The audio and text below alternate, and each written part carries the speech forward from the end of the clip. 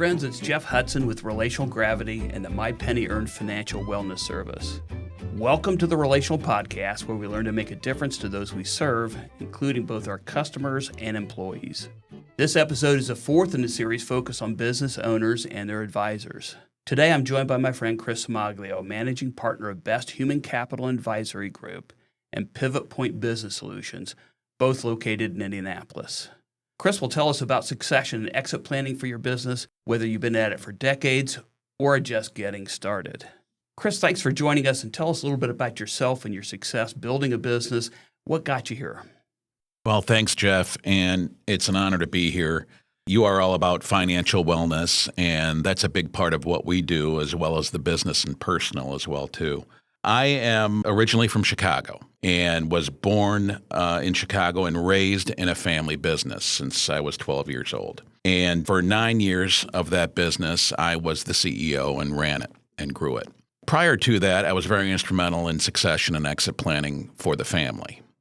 Got involved in some of the future planning and was also involved in several CEO groups where I worked with various owners on their own succession and exit planning. And I found I had a real passion for it. I really enjoyed it and was successful. So it's 2016. My kids are grown. My wife and I are kind of looking for a change. And the Cubs had just won the World Series. So talk about a sign. I had lived in central Indiana back in the late 80s and always, had a kind of an affinity for Indianapolis. And my wife and I decided we needed a change. I had a good friend of mine down here named Todd Downing, and together we formed Best Human Capital and Advisory Group.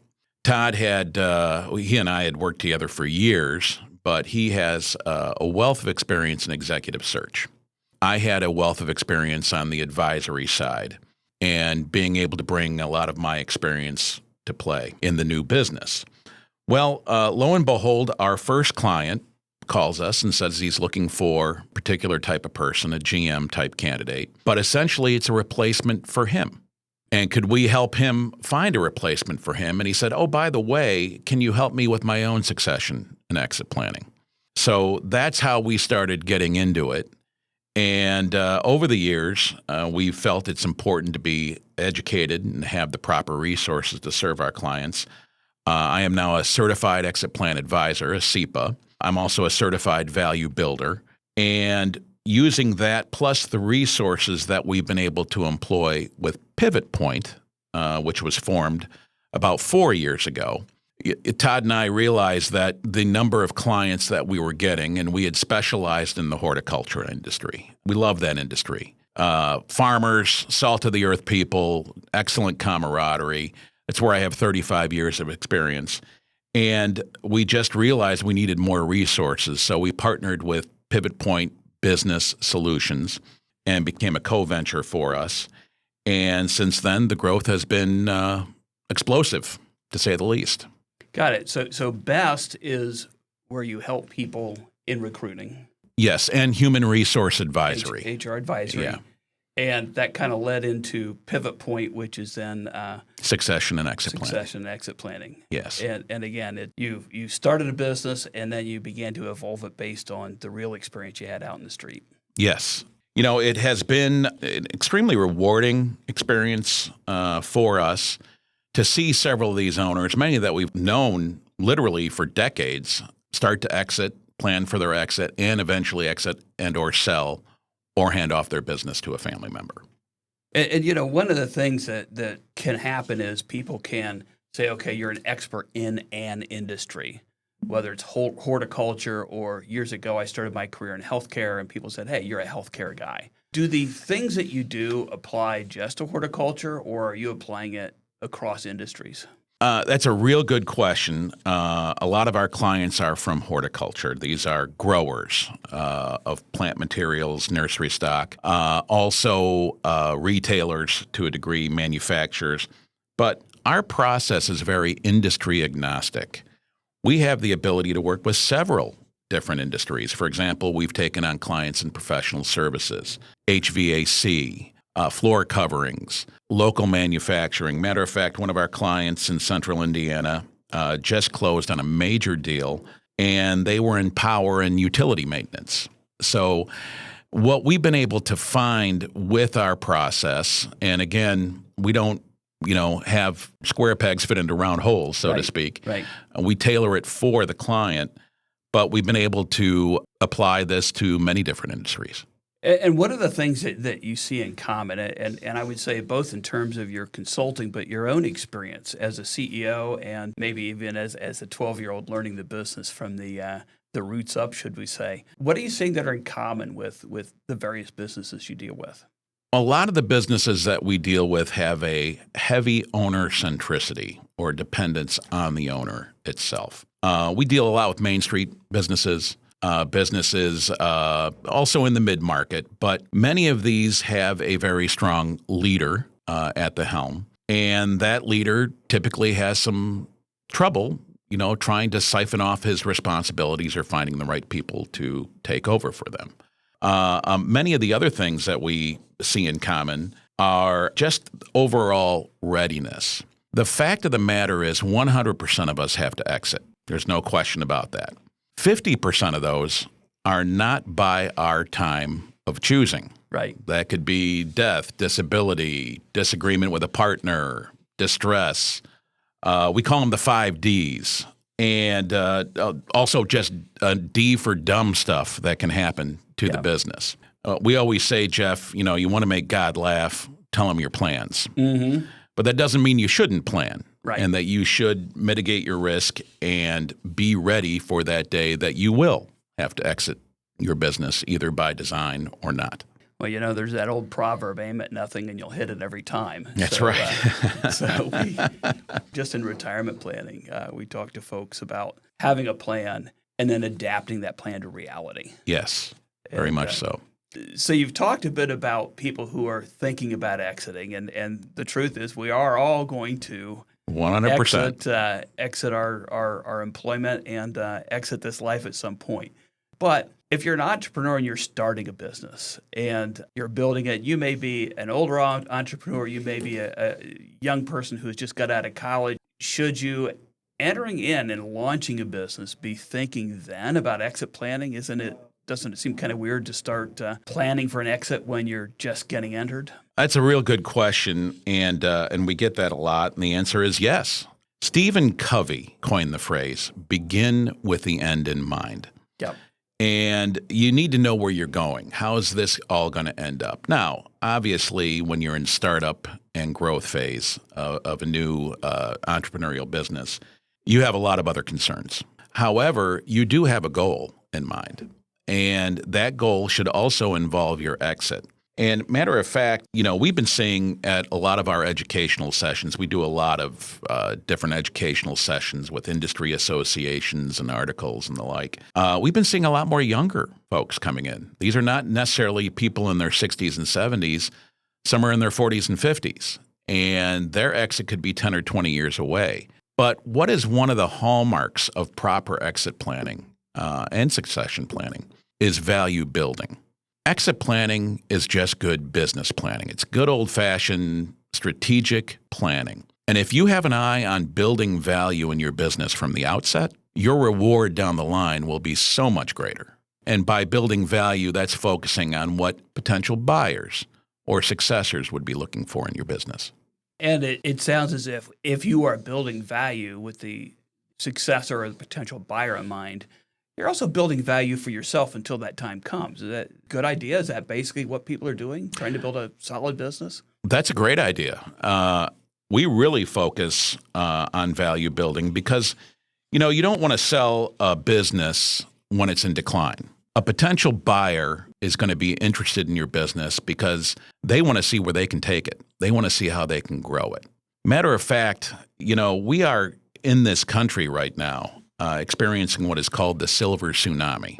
The most entrepreneurial generation in history, the baby boomers, are retiring en masse. And that means upwards of about 10 million businesses with over 14 trillion in value will be changing over the next 8 to 10 years. It's the largest transition of wealth in history. What that means is only the best will sell. And 80% of them will not sell. 12% will, but not at the price the owner wanted. And only 8% of those businesses will sell at the desired price that the owner wanted. That is preparing for their retirement. A business could be 80 to 90% of an owner's net worth. So it's very important to kind of think and have that end game and have that beginning with the end in mind in place, because it could have a profound impact on you. Another figure, and this doesn't bode well for the exit planning profession, but 75% of owners who sell their business, 75%, profoundly regret it within 1 year.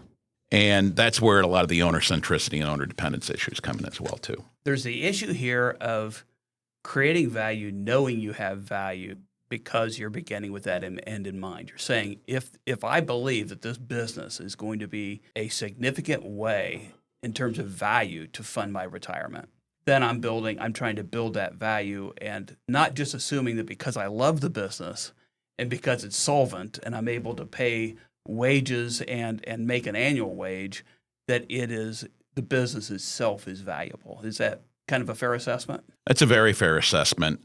We've been talking a lot about the personal readiness, but there is the financial readiness side of this too. And we have a tool that we use. It's called the Freedom Point.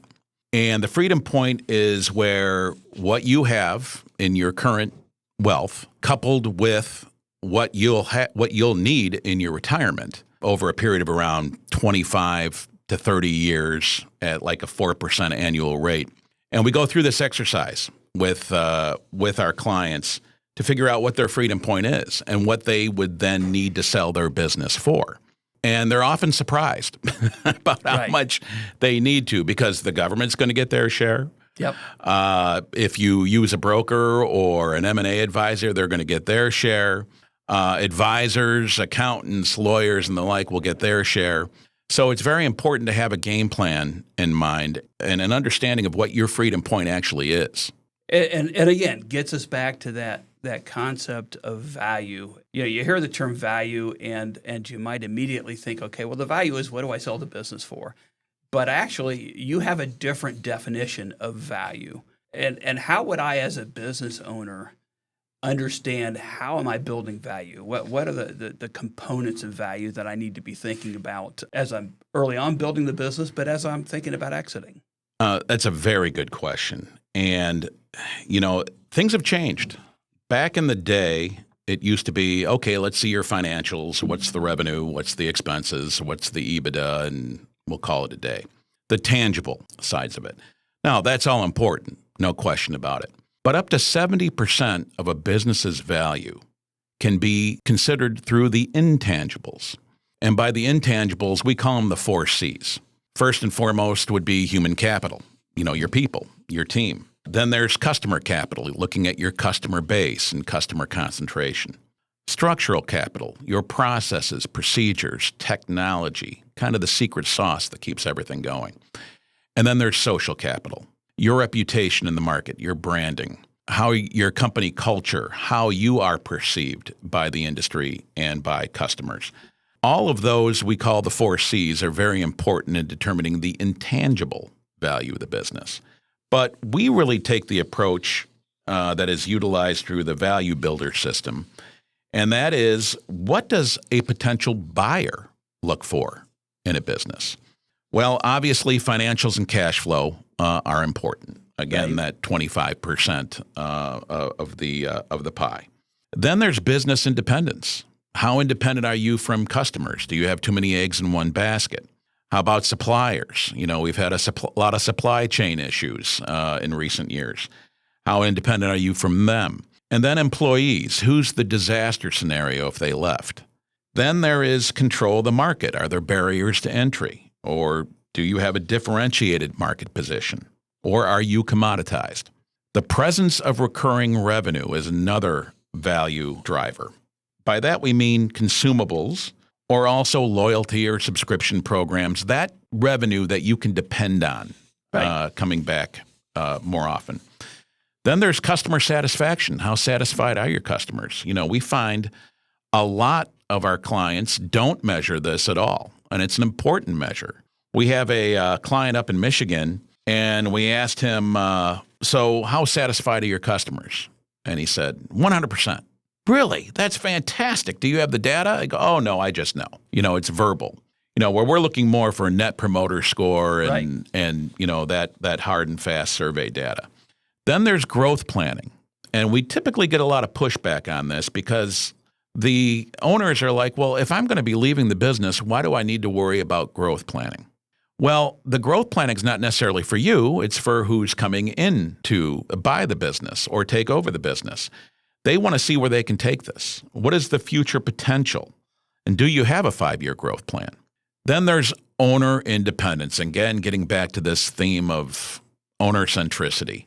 It's a top issue that we see. Your typical entrepreneur typically is a workaholic. Their business is their sense of identity, their sense of community, their sense of self-worth all in one. And they are also the rainmaker a lot of times. They'll have those sales relationships and all that. That is a bad bet for a potential buyer. We try to bring in other people. We try to have them mentor and train their people to take over. So it's not so dependent on the owner himself. The business really needs to function as well in your absence as in your presence. And then the other intangibles are the 4 C's that we had discussed: human, customer, structural, and social capital.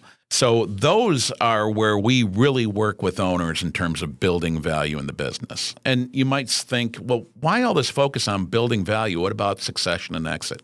And of course, personal, business, financial readiness, all very important. But you want to sell your business when it's at its high value, where it will receive the highest return, where somebody perceives you as best in class, because that can mean 2 or 3 times the value of the business. And typically when we start our process too, we do start with evaluation, which gives us a baseline from which to work with, as well as gauge personal, financial, and business readiness. So this takes a little bit of time. Just as we talk to people who are planning to leave a corporate job or a job working for somebody, they've maybe done a little bit of retirement planning, but the best time to do your retirement planning is not when you're 65 or 70 and saying, I have to retire, I have to go out the door, and then suddenly I got to figure out how do I put that together. So you're working with business owners to say, okay, you have built a business, but now let's find a way to turn this business into, in some terms, into a retirement for you, to say that you need to get value out of this business, but whoever's going to end up owning this business wants to know that they have a good, strong future, and if they're going to invest their time and their equity, their sweat into it. So they want to see a future too. Absolutely. And, with many of the buyers we work with, because we do work with some buyers as well too on the buy side, their focus is, how can I grow this? I mean, they're going to have quite an investment in your business that they're going to want to get a nice rate of return on. So we do spend a lot of time on growth and where this business could be in the future. And if I had this much, I could achieve this type of return. One of the measures of value that we work on and that buyers typically look at is EBITDA, earnings before interest, taxes, depreciation, and amortization. We really work with owners on getting that EBITDA up. And the reason is, this is your pre-tax profit. The reason we work on this is a measure of the cash flow that a buyer can expect from the business. And typically they will use a multiple of this to value your business and make an offer. A lot of our prep work then is also spent on due diligence. That's the time after you receive a letter of intent where the business owner is going to be prodded and poked and asked for every piece of information and financial data and every answer to every question they ever heard during this period. We help really get them ready for that, because that's where a lot of deals fall apart. I could see that could be uncomfortable. It's uncomfortable as going to the doctor for your annual physical, but what you're helping people do is anticipate what will the questions be. Absolutely. And how do you study for that test? How do you make sure you have in place the good answers, truthful answers, but good answers that people are looking for? Absolutely. And to get back to your comment earlier about this takes a lot of time. Generally 3 to 5 years is what we see on average. we go through the way our process works is we go through a period of discovery. That's where we start. Any consultant can come in and say, you need to do this, that.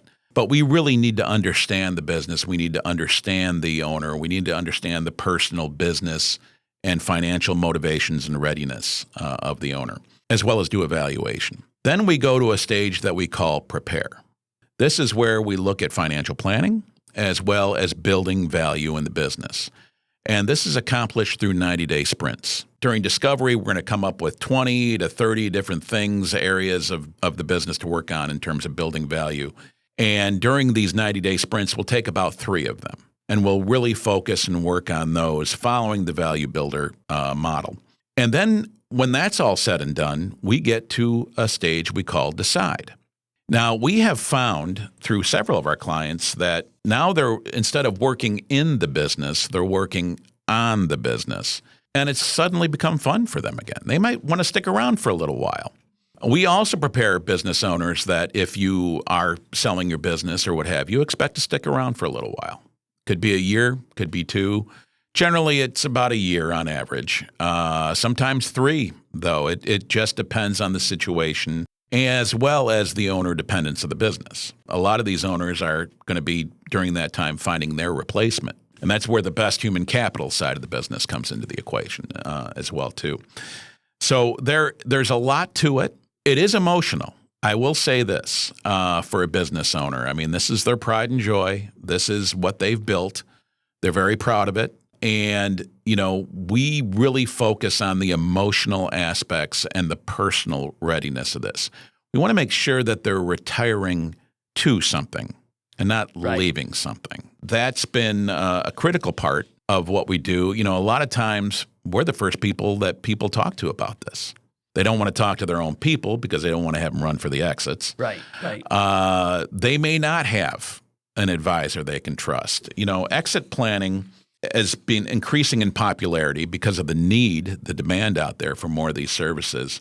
And there's several accountants and lawyers and financial planners that have gotten their CEPA, their Certified Exit Plan Advisor certification. And that's all well and good. We focus primarily on the exit planning component, getting them ready for exit. Now, we work with financial planners. We work with accountants. We work with lawyers, M&A advisors, ESOP specialists, bankers, insurance.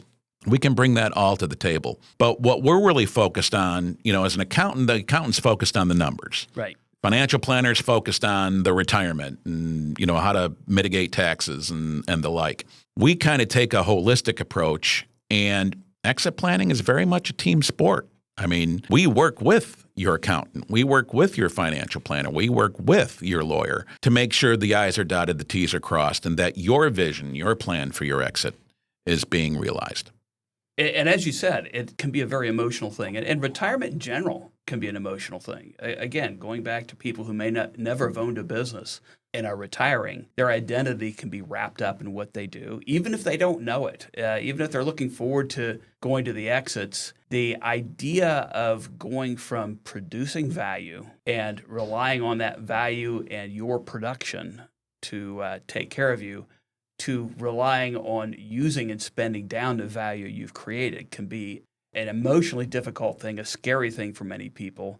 And I think you add on top of that a business owner who is fully invested in, these are my people, this is what I built, perhaps I built it with family. That creates a huge emotional part of this that I know in retirement planning generally can be overlooked. But the question is, how do you know when you're ready?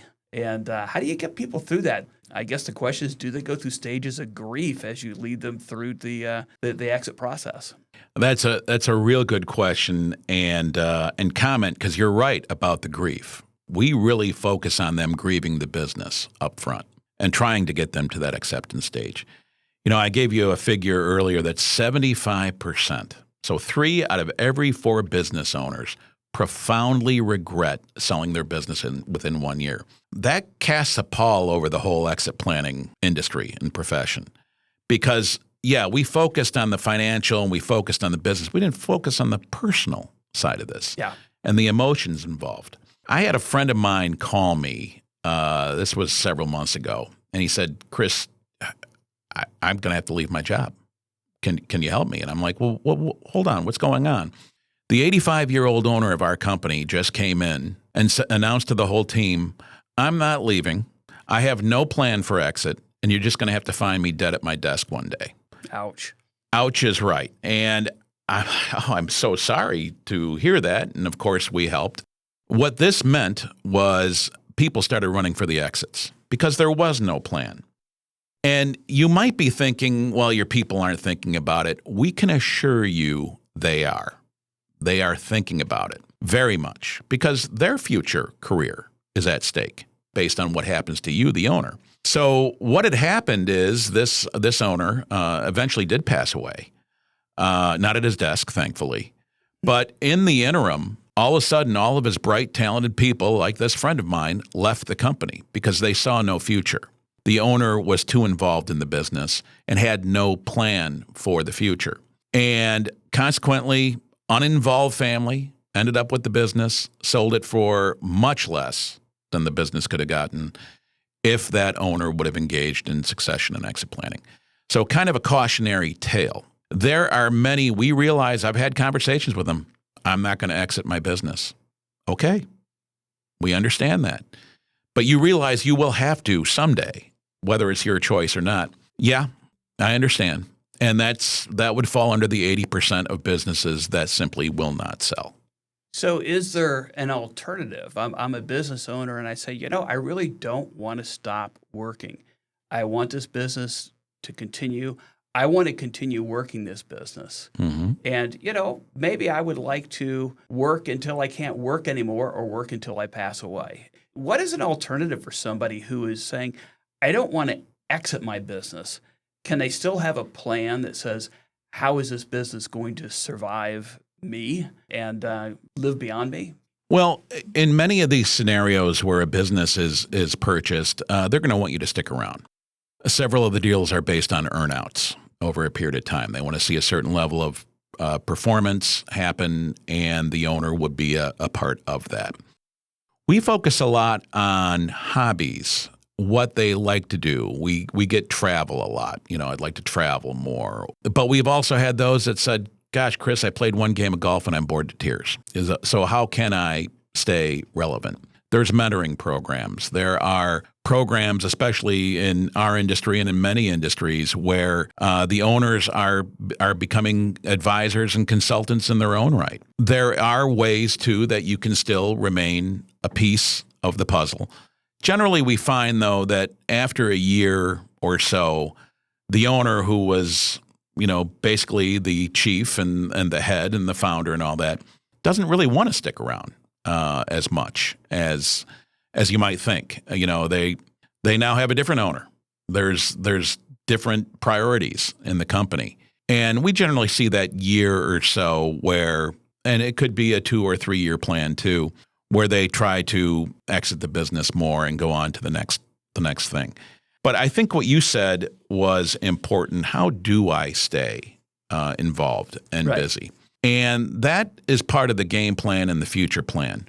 It may be philanthropy. It may be, charitable endeavors.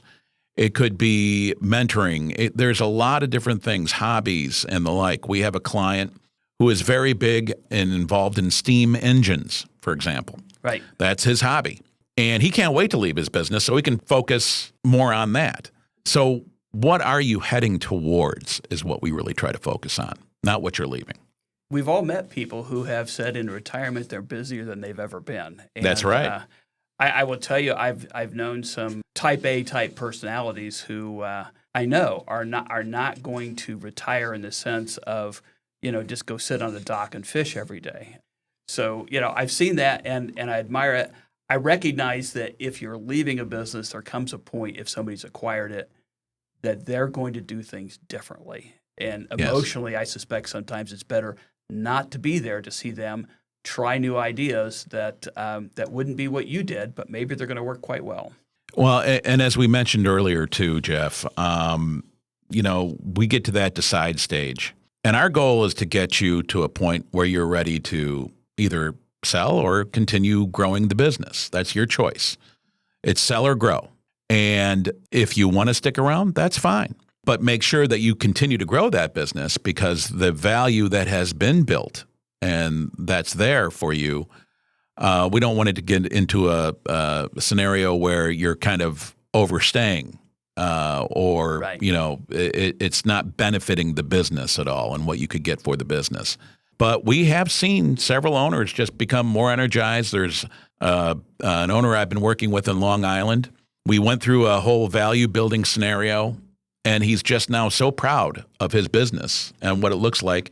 He said to me the other day, I think I'm going to hang around for another year or two. Great. It's on your timetable. It's still a plan. It's just a timetable. Exactly. Yeah. Exactly. We've talked a bit about creating value for a potential buyer or a potential new owner. But there's also the issue, and you alluded to this, you've got great people working for you. But those people are looking for value. Like you said, they're looking for a future. What are some owners doing and thinking, particularly because I know some businesses, your employees are almost like family to you. You care about them. You want them to do well while they're there, but you also want them to do well when you're gone. Well, we see a lot of owners, and that's a very good question. We see a lot of owners that are bringing their key employees or have formed a key management team to help with this. It could be a GM, for example, or somebody that is their second in command and they're handing off more responsibilities. Building that key management team will be critical. Potential buyers are really looking at your people. When we have an industry such as horticulture, and there's other industries that have been experiencing the same thing, but from 1997 to 2017, they lost 53% of college programs focused on horticulture. So that's 53% less graduates and people coming in to the category than were before. So it's important to have not only to teach and train your people, and your people are looking for that, by the way, but it is also important to have that leadership team, that key management team that can take over for you. For example, we ask this question all the time: when was the last time you took a 2-week or more vacation? It's amazing to me how many owners are like, never. We look at it too from the standpoint of what we call the owner's trap. And the owner's trap is where you are the rainmaker, you are, responsible for all the innovation, you are the one that everybody comes to. It's where customers know you by your first name. It's not a good thing. It's a value killer. If you're gone, business will slow, the revenue will plateau, and it can become extremely stressful. So we do a lot of work with the owner on trying to de-stress the situation and get that key management team more involved. Now, we will always say that, look, customer satisfaction, the customer is very important, but that's your people's job. Your job is to run the business and kind of oversee these activities. If you've trained them well and mentored them well, they can take over for you in many of these areas. So a lot of it's a handoff of responsibilities, and that too is very emotional. And it's also important to be transparent with your management team. We've coached a lot of business owners in terms of how do they break this news to their people that they're going to be exiting their business. Well, first off, it's not a secret because everybody has to exit. They're afraid that they're going to be running for the exits and getting their resumes out and all that. Quite the contrary from what we see. We see a general relief in people, especially if there's something in it for them. Retention bonuses, phantom stock programs, maybe an ESOP or an employee stock ownership program are excellent ways to keep your people engaged, and they're going to get something for the effort in helping you transition. As much as this is a nuts and bolts business operations types of questions, it really boils down to, again, the people, the relationships, and the emotional challenges that you face as you make decisions. And these are big life decisions. So I think getting people to those decisions, getting employees aware of it, and helping people process out of a business where they've built value seems to be a very important skill set. It's more than just spreadsheets. Very much so. And I appreciate you saying that because it is. Exit planning and succession planning. And I always like to work in succession with exit planning because about half of our clients are family succession. And that's a different type of conversation that you're having.